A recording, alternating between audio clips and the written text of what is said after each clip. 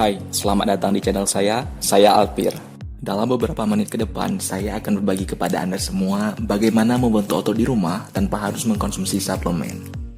Tentunya berdasarkan pengalaman pribadi saya. Dalam video ini, saya juga akan berbagi apa saja yang saya konsumsi sehari-hari, mulai dari sarapan, makan siang, makan malam, cemilan, serta makanan yang saya konsumsi sebelum dan sesudah latihan yang saya lakukan. Dan yang terpenting, semua bahannya mudah diperoleh dan harganya pun terjangkau. Kemudian, saya juga akan berbagi tahap-tahap latihan bagi para pemula, mulai dari yang mudah hingga sedikit lebih sulit. So, let's get started. Sebelumnya, saya ingin menunjukkan Anda sebuah gambar. Garis merah adalah durasi waktu tidur saya dalam sehari. Dengan asumsi, rata-rata kebutuhan tidur manusia kurang lebih 7 jam.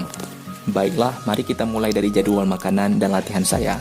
Saya biasanya mulai sarapan pukul 7 pagi, makan siang pukul 1, dan makan malam antara pukul 7.30 dan pukul 8. Dan latihan yang sering saya lakukan yaitu pada pukul 6 pagi, sekitar 30-40 menit, namun terkadang bisa sampai 1,5 jam.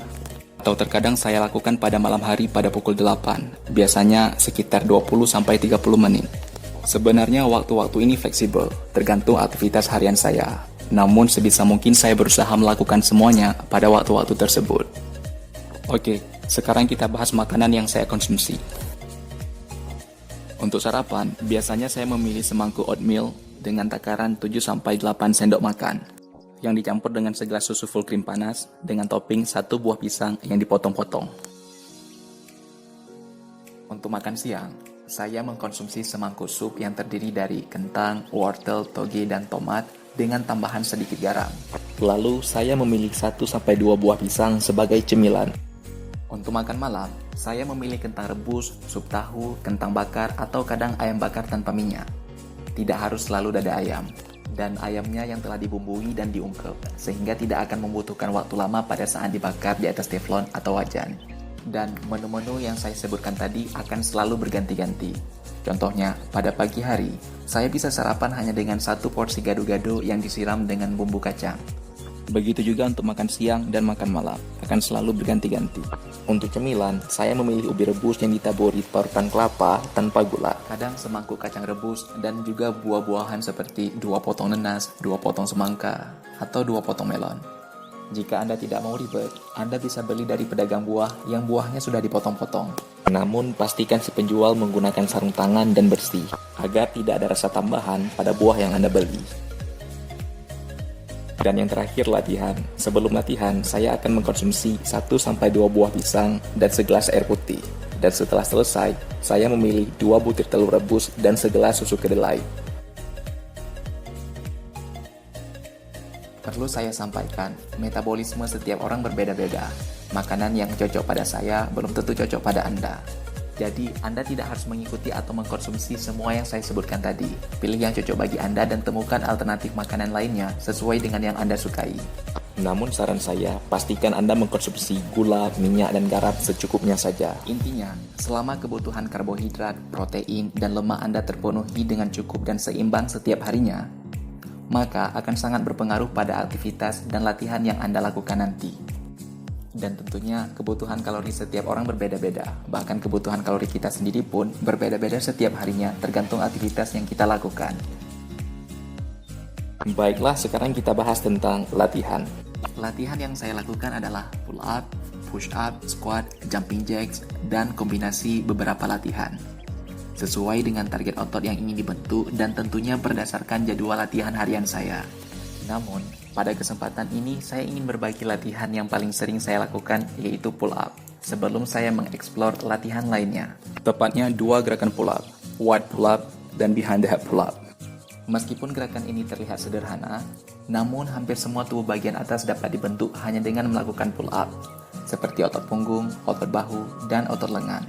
Saya melakukan pull up minimal 50 repetisi setiap hari, dan tentunya dilakukan secara bertahap.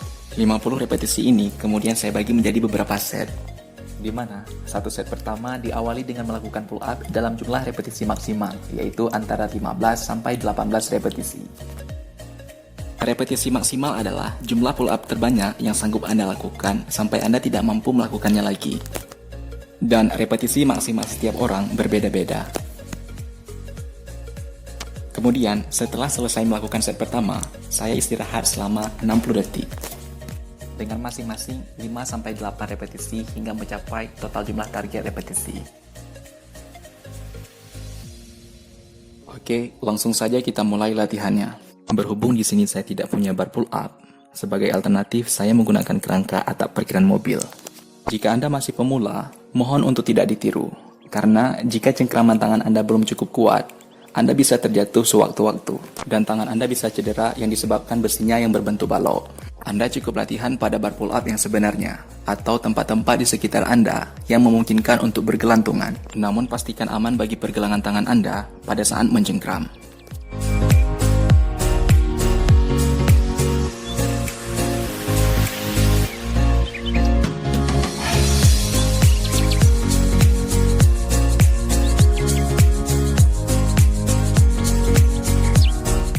Seperti yang Anda lihat, saya hanya mampu melakukan 16 repetisi maksimal pada set pertama, karena tangan saya sudah tidak mampu lagi mencengkram bar dan menarik tubuh saya ke atas. Lalu setelah istirahat selama 60 detik, baru saya akan melanjutkan ke set kedua dan seterusnya dengan jumlah 5-8 repetisi untuk masing-masing set.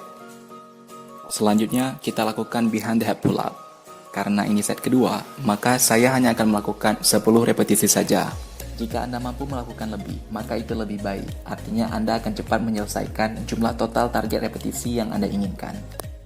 Namun, lakukan sesempurna mungkin tanpa bantuan ayunan kaki. Intinya, quality over quantity.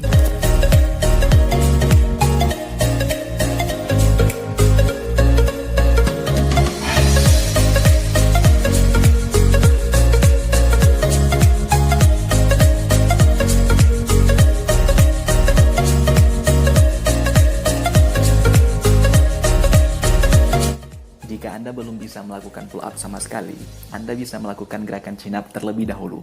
Gunakan bantuan sebuah kursi jika tiang bar pull up Anda terlalu tinggi dan mengharuskan Anda melompat.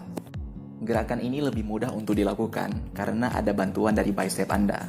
Cukup lakukan 5-8 repetisi dengan jumlah 3 set per harinya.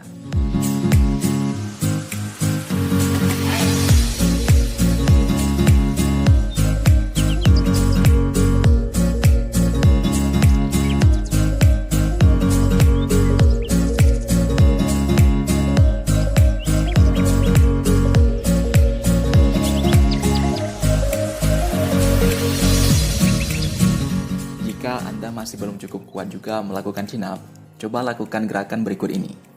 Masih dengan menggunakan bantuan kursi dan pada posisi chin up, secara bersamaan tarik tubuh Anda yang dibantu dengan kekuatan lompatan dan tahan selama 5 detik atau lebih. Lalu turun secara perlahan-lahan. Lakukan gerakan ini minimal 3 set. Ini berguna untuk melatih kekuatan otot lengan dan daya tahan cengkraman tangan Anda.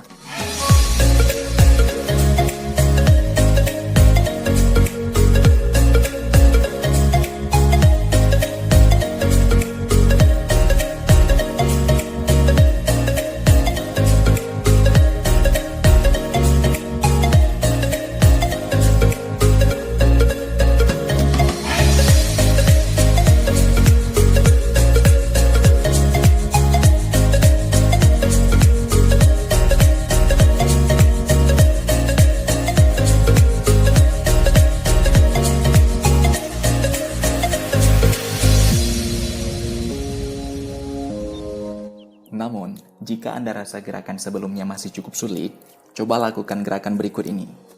Bergantung pada bar pull up selama mungkin yang Anda bisa. Dengan posisi tangan chin up ataupun pull up seperti pada video ini, tahan minimal selama 20 detik. Lakukan 5-6 set.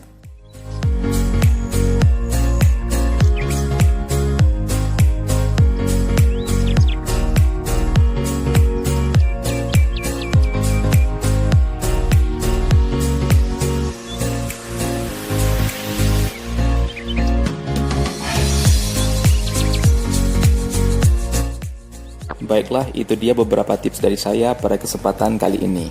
Bagaimana membentuk otot di rumah tanpa harus mengkonsumsi suplemen.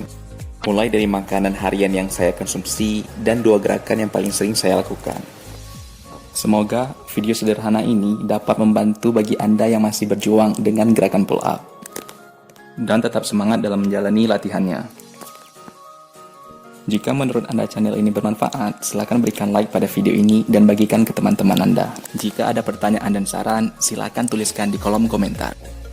Dan pastikan jari Anda memadamkan si merah, serta klik pada lambang loncengnya, agar Anda mendapatkan notifikasi untuk setiap video terbaru dari saya.